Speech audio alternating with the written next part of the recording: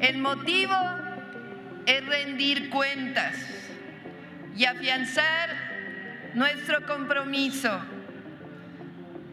de estar siempre cerca del pueblo, gobernar con el pueblo, para el pueblo y por el pueblo.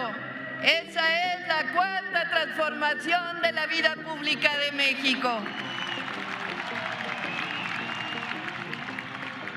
Se cumplen 100 días desde que dio inicio el segundo piso de la cuarta transformación. Nosotros nos preguntamos a 100 días, ¿cuáles han sido los logros? ¿Cuál ha sido el sello distintivo de este gobierno de la doctora Claudia Sheinbaum con respecto al anterior, de todos ya sabemos quién? Porque para nosotras y nosotros ha sido más bien una incuestionable continuación, una fotocopia, un papel calca de lo que han sido los últimos 6 años de gobierno de la supuesta 4T. Nos critican algunos medios, la comentocracia. ¿Por qué no nos diferenciamos?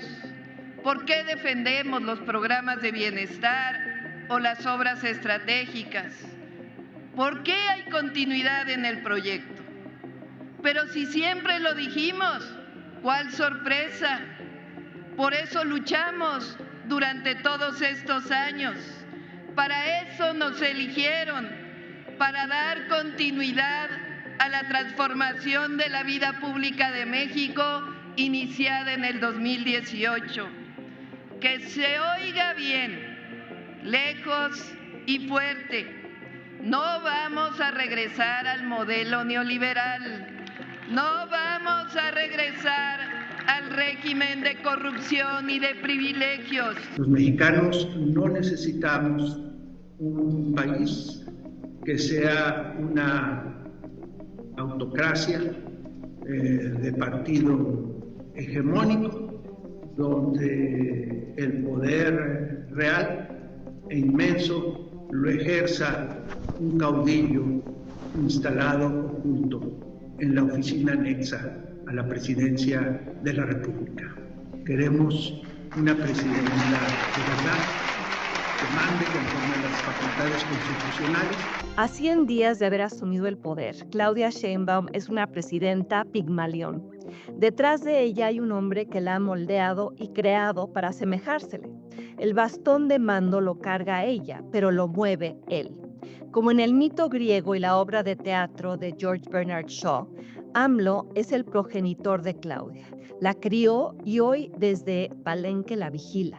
La engendró y ahora desde las sombras controla lo que hace ella a la luz del día. Claudia Sheinbaum, que trata de proyectar esta imagen como de woke, es exactamente lo que odian Trump y los trumpistas. O sea, es decir, de la relación personal no podemos esperar mucho. Bueno, vamos a ver qué pasa con la relación profesional, bilateral. Vamos a ver cómo viene eso, porque Trump, ahora que viene recargado, ¿verdad? Recargado. Y también la figura que tenemos en México. O sea, finalmente la reina de México es Andrés Manuel. Y Claudia es la primera ministra.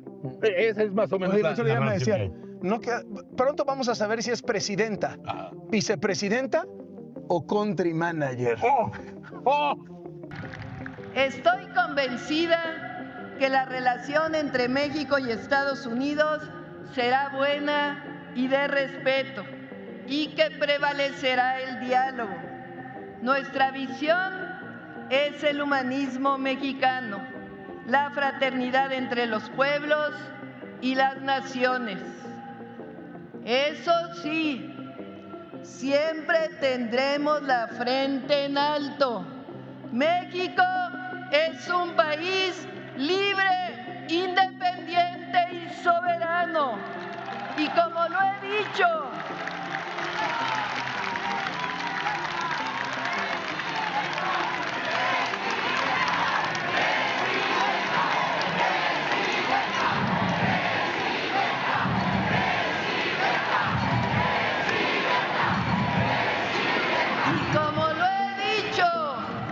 nos coordinamos, colaboramos, pero nunca nos subordinamos.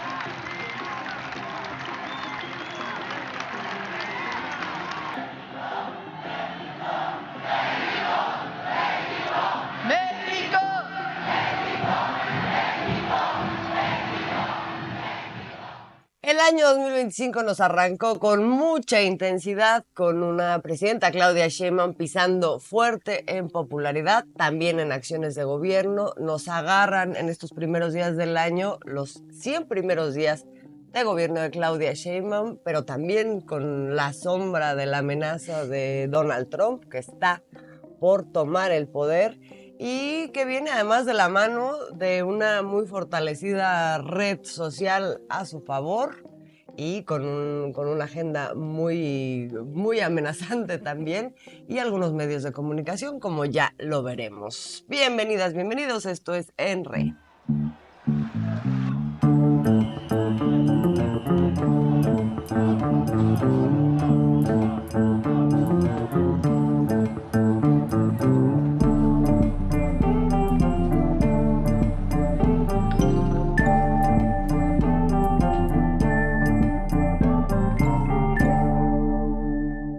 ¿Cómo están?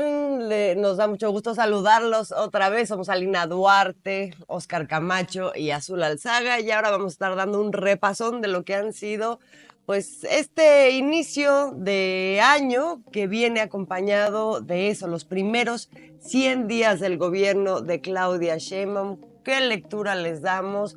¿Cómo se va acomodando un gobierno que venía de una muy alta popularidad del gobierno anterior y de, evidentemente, liderazgo social de Andrés Manuel López Obrador, pero que se ve, ya se ha ganado también la presidenta Claudia Sheinbaum a través de sus acciones, a través de sus actitudes, y también se ha ganado la animadversión, el inicio de campañas en contra, que en el caso de ella pasan por la misoginia también.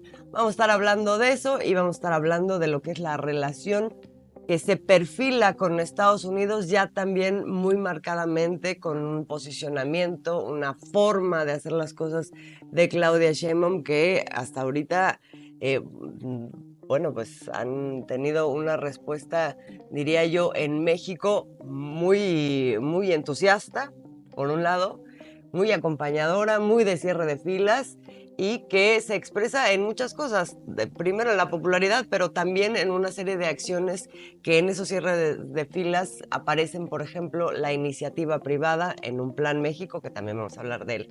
Y bueno, hay muchas cosas ahí. ¿Por qué no empezamos? ¿Por qué no empezamos por, así, como el encuadre, los primeros 100 días de Claudia Sheinbaum, Oscar? O Alina, empecemos contigo ahora. No sé por qué siempre me volteo a la derecha. Empecemos a la izquierda, siempre. Vamos a empezar a la izquierda. Bueno, yo creo que primero, estos 100 días a mí me pareció maravilloso el mensaje de un zócalo lleno, de un zócalo militante, ¿no? Un montón de gente viniendo de todos lados de la República, incluso también del exterior. Creo que hubo bastante respaldo popular para la presidenta Claudia Sheinbaum. A mí me llamaba la atención esto, lo veía yo en Twitter, ¿no? Que decían, podemos ya empezar a hablar del fenómeno Claudia Sheinbaum. Ya no es donde está Andrés Manuel López Obrador, la gente no estaba en ese tono, la gente estamos aquí por la cuarta transformación, la gente estaba ahí también diciendo alto al injerencismo de Estados Unidos. Es decir, fue un mensaje muy poderoso, no solo las palabras de Claudia Sheinbaum, sino la gente politizada respaldando al gobierno de la cuarta transformación, la continuidad, y cuando se le preguntaba a la gente por qué estás aquí, pues decía para apoyar a la presidenta, ¿no? Y la firmeza que ha tenido para responder a Estados Unidos, pero también pues esto que la caracteriza, muy metodológica, muy científicamente, ¿no? Siempre tener datos, tener planes, tener algo trazado, el que hable también en futuro, no solamente en ya hicimos, ya dijimos, sino a ver, este 2025 va a haber esto, esto y esto, y tanta gente va a recibir tantos programas sociales. Y yo creo que el mensaje de los 100 días es bastante completo, en lo político, en lo económico, en lo social, pero también en lo ideológico, en lo cultural. Habla de un proceso de transformación integral, que creo que a veces estábamos aquí, incluso, ¿no?, en este programa, dividiendo por temas, así es, y tal reforma, y lo que hace ella es decir, a ver, va a haber un desarrollo integral y no se puede acompañar la parte económica, sino es con pues también unas reformas, ¿no?, de calado profundo, estructurales, una respuesta a la soberanía de México, ¿no?, una respuesta al intervencionismo estadounidense. Y yo diría que estos 100 días han sido de firmeza, ha sido mi impresión, no sé la de ustedes, es que es una agenda que va al doble o al triple de la que tenía Andrés Manuel López Obrador. Creo que no es tan fácil seguirle el ritmo, incluso noticiosamente, incluso en esta lectura, ¿no? Uno está diciendo, está moviendo estas piezas, pero de repente vuelves a revisar la mañanera, vuelves a revisar los datos emanados y ya está trabajando en otras cosas, ¿no? O sea, creo que va a una, o sea, Andrés Manuel siempre insistió en que sí iba a hacer lo de 2, 3 sexenios en uno. Bueno, Claudia, yo no sé cuántos sexenios quiere avanzar, ¿no?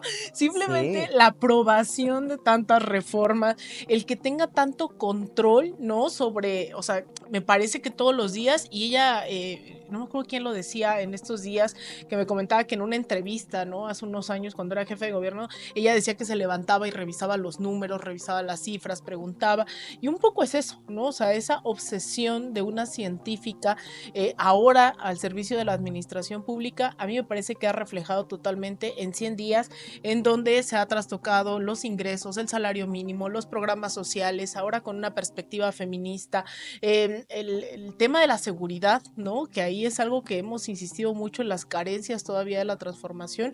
Yo creo que ahorita hemos estado viendo, espero que no sean solo los titulares de las detenciones, de el fentanilo, ¿no? Que se ha encontrado, de drogas. Yo creo que estamos viendo en tan solo 100 días, ella hablaba incluso de la disminución de feminicidios, de la disminución de delitos dolosos. O sea, me parece que hay un tema de celeridad en estos 100 días, que nos faltarán programas como para ir al tanto. Tendríamos que hacerlo diario para poder desmenuzar todo lo que se ha hecho en tan solo 100 días. No, sí es cierto. Ha tenido una enorme capacidad para fijar la agenda. O sea, en una semana, si tú ves, cada día te presenta un nuevo plan que tiene que ver con algún área fundamental, prioritaria, ya sea la educación, las mujeres, la economía, la vivienda, ¿no? O sea, ahorita están echadas a andar un montón de cosas. Sin embargo, el discurso de la oposición es como de... Es una Claudia que está desdibujada porque es la calca de Andrés Manuel López Obrador. Bueno, lo escuchamos del expresidente Ernesto Zedillo, ¿no? En días pasados. Incluso hay quienes dicen que está ahí escondido Andrés Manuel López Obrador en Palacio Nacional. Hoy en la mañana precisamente venía escuchando al que fue consejero electoral hace varios años, Alfredo Figueroa, en el programa de Carmen Aristegui. Y es impresionante el nivel de descalificación que está y de odio que está conformando el discurso de algunos opositores, porque dices, vamos a analizar el discurso de la oposición, lo primero que tendríamos que decir es que ¿dónde está la oposición? Hay voces que siguen siendo sin duda parte sobre todo yo creo que en este momento la oposición está más cargada en los medios de comunicación como campañas, con algunos de los llamados líderes de opinión de los medios corporativos, que en la oposición partidista que realmente está desconfigurada, ¿no? En este momento no hay a la vista, hemos visto en estos 100 días, no hemos visto una oposición que haya podido de alguna manera recuperar ni siquiera una narrativa, un discurso de decir vamos a ir por este sentido, ¿no? Hubo cambio en la dirigencia del Partido Acción Nacional, en el PRI sigue Alito Moreno y lo más que hemos llegado a ver es como un distanciamiento de esta alianza que tuvieron, pero no ni siquiera expresada verbalmente y como una explicación a la sociedad diciéndole hasta aquí llegamos juntos, ahora cada quien por su lado, sino que por la vía de los hechos y por la vía de las inercias, diría yo, inercias agónicas de esa oposición en la que se está moviendo como en estado de coma esta oposición está, ¿no?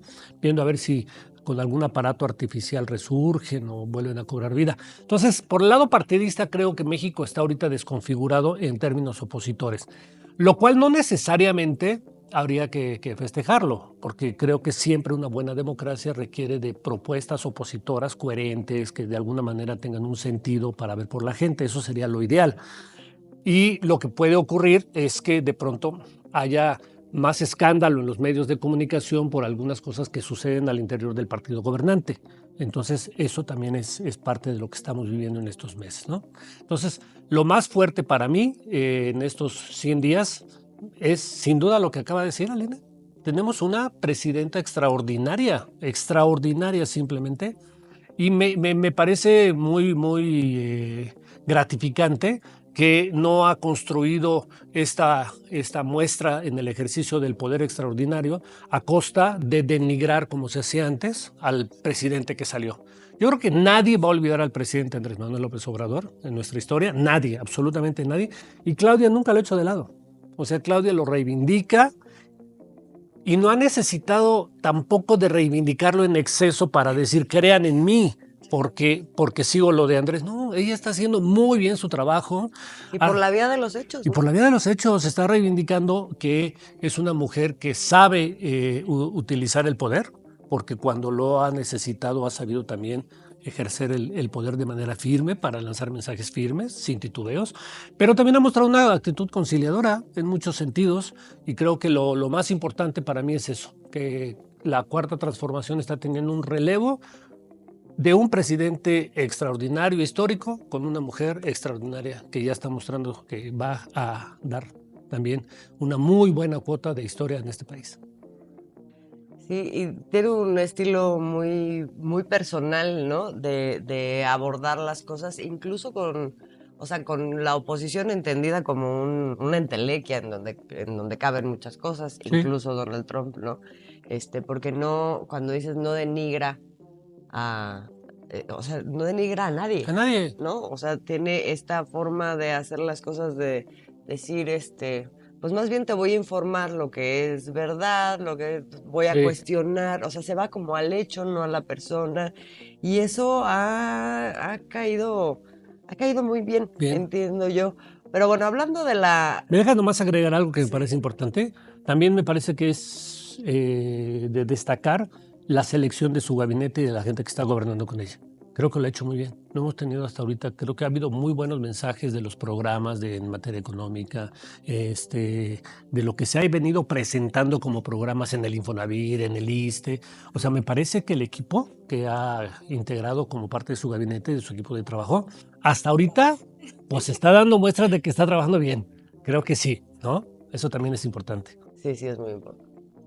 Pero bueno, volviendo a la oposición, no sé si, que efectivamente la oposición en México pareciera que, o sea, está inexistente, no hay donde hacer, todo el tiempo hay datos y cuestiones concretas que no se pueden discutir, entonces cuando sale un Jorge Romero a decir, no, ¿cómo es posible? No, están dándose palmaditas, no sé qué, y bueno, luego ves la popularidad y el respaldo al proyecto de un casi 80%, y dices, bueno, esto está totalmente fuera de la realidad.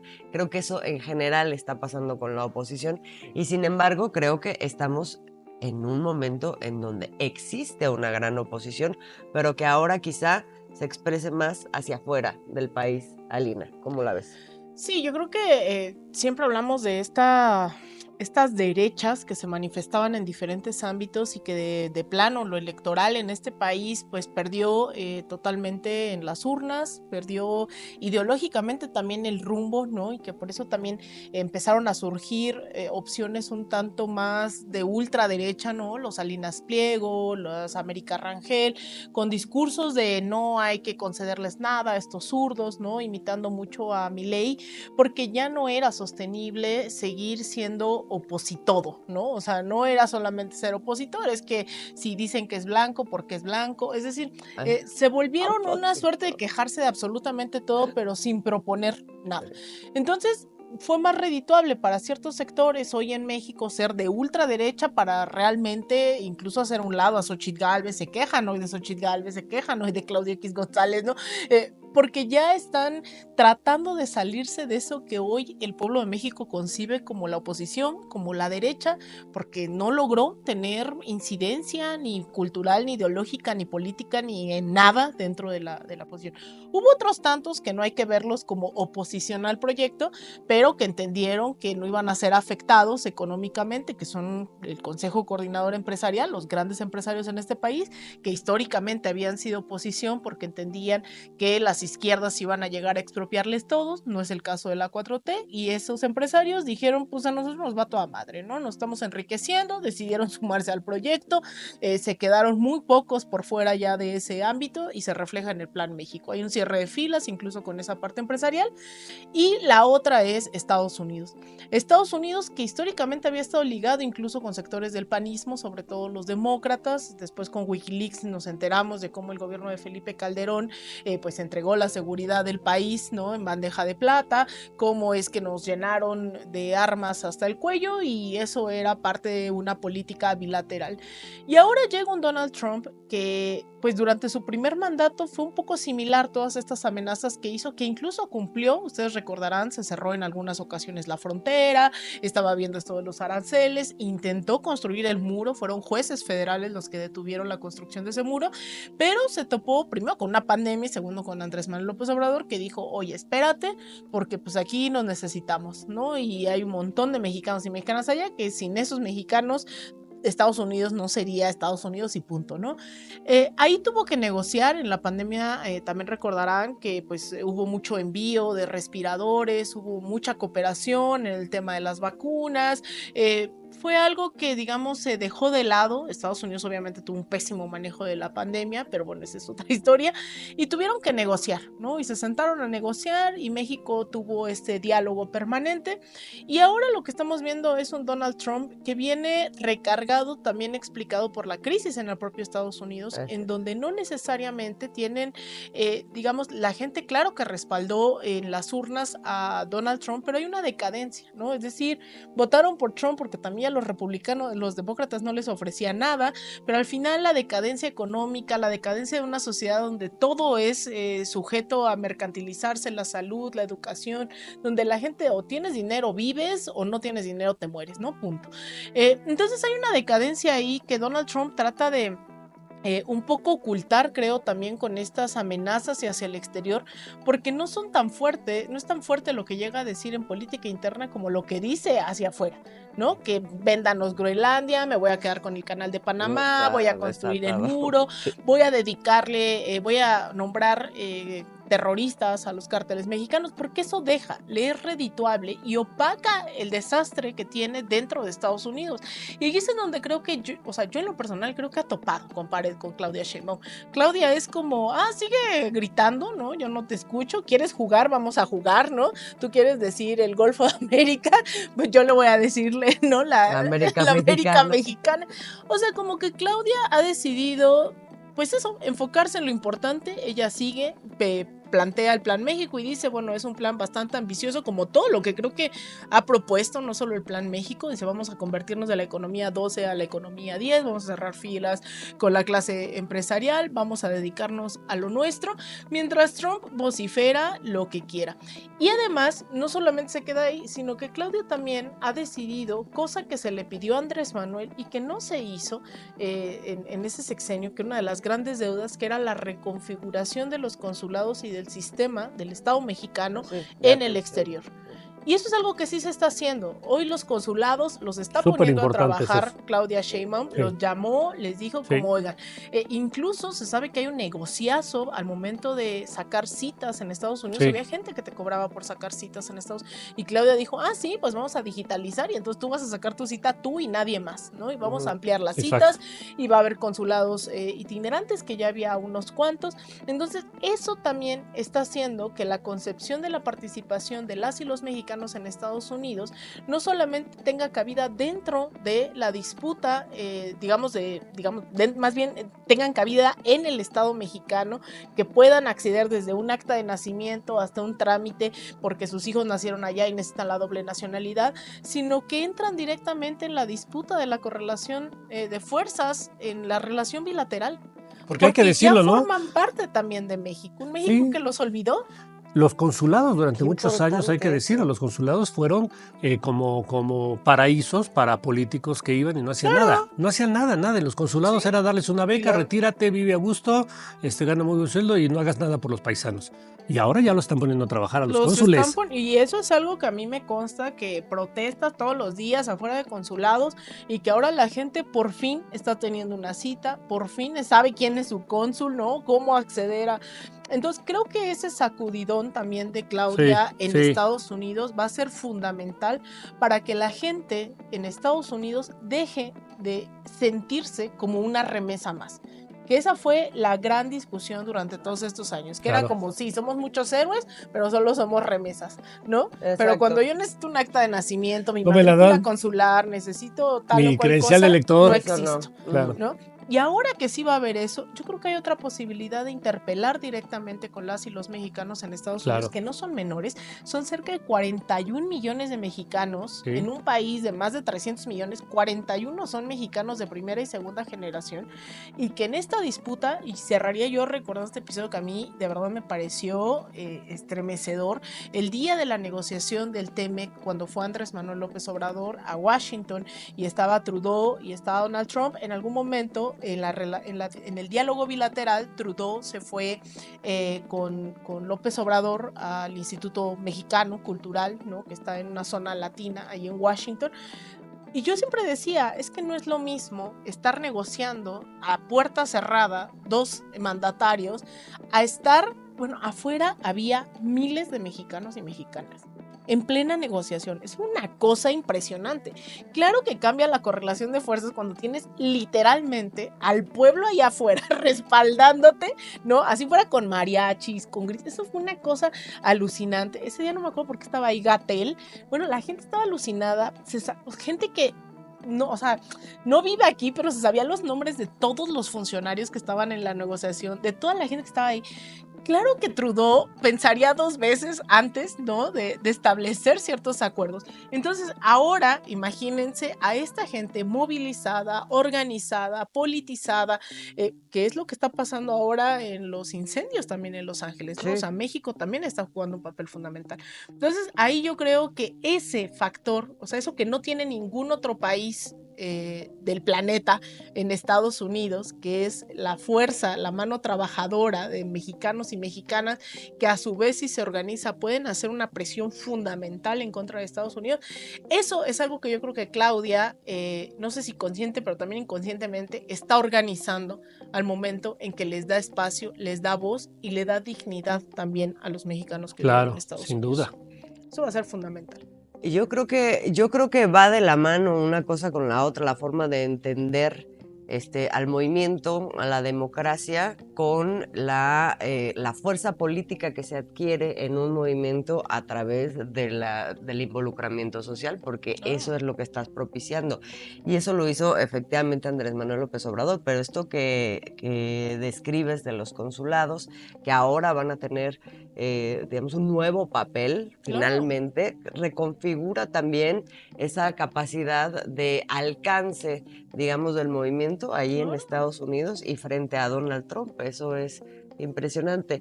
¿Cómo ves este asunto? O sea, porque al final yo lo que creo, dices, consciente o inconscientemente, no, yo creo que Claudia Sheinbaum tiene todo muy consciente. Es decir, no da paso sin guarache y no ha estado actuando como si no existiera un Donald Trump o simplemente se tratara de alguien haciendo un niño haciendo un berrinche. No. O sea, creo que sí ha asumido la responsabilidad de tener enfrente una amenaza, porque no es Donald Trump, es quienes están alrededor de Donald Trump, con quienes está llegando y cuáles son los intereses y las facultades que están teniendo en un Congreso totalmente tomado, etcétera, en donde también la derecha está en un montón de lugares ya en el mundo y en donde además ya vemos que las redes sociales, por ejemplo, están completamente copadas por estos sectores de poder, incluso metidos en el gobierno de Estados Unidos. Entonces, creo que Claudia Sheinbaum se acciona con esto que tiene que ver con los consulados, que está,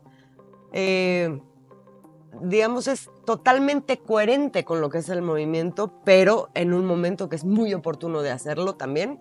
El Plan México, con este cierre de filas, con la iniciativa privada en México y con una capacidad de, pues ahora sí que apostar por México, mandando un mensaje a Estados Unidos. Podríamos ser una integración, pero si tú no quieres, yo aquí tengo mi plan, ¿no? Y así con todo. ¿Cómo digo, no es una casualidad que la relación que ha establecido incluso discursivamente un Donald Trump con Claudia Sheinbaum, pues desde luego no es la misma que con Justin. Claro. A ver, las propuestas que ha hecho la presidenta Claudia Sheinbaum hasta el momento en términos económicos, lo voy a plantear básicamente en ese sentido, que es el Plan México, digamos, como una exposición de lo más fuerte, con una posibilidad de hasta 225,000 millones de dólares como inversión eventualmente global, ¿no? Para nuestro país. Significa no solo, o sea, no lo veo como una respuesta a Donald Trump, no es una reacción, vamos a decirlo, aunque suene repetitivo, reactiva, o sea, no estoy reaccionando a lo que dice Donald Trump. Trae un programa para hacer de México una gran economía. Yo también creo, pero ¿no crees que aceleró algunas cosas? A eso voy. Lo que no quisiera es que se viera como, que se leyera como, sí, no. Está reaccionando a lo de Donald Trump. No, son propuestas que ya hay tenía. Un proyecto de nación muy claramente definido. Creo que Claudia tiene muy claramente la idea de mejorar este papel de hoy. Somos la 12ª economía. Vámonos al lugar número 10 por lo menos.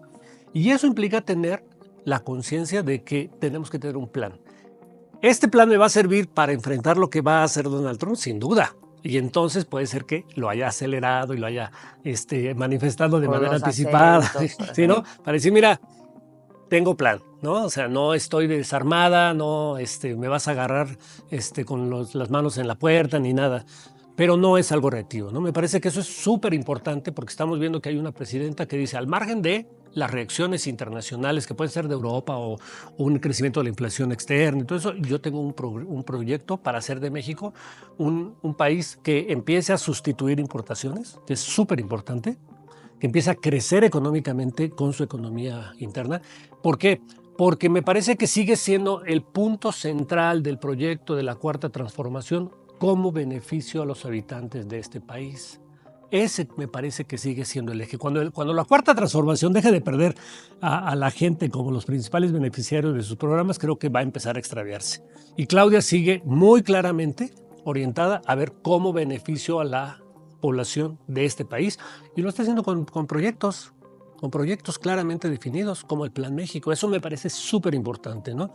Claro, reacciona con mayor rapidez ante un personaje que en Estados Unidos está mostrando una agresividad, pero verdaderamente esquizofrénica y loca, ¿no? No hay que olvidar que a la presidencia de Estados Unidos está llegando un delincuente, ya catalogado como delincuente.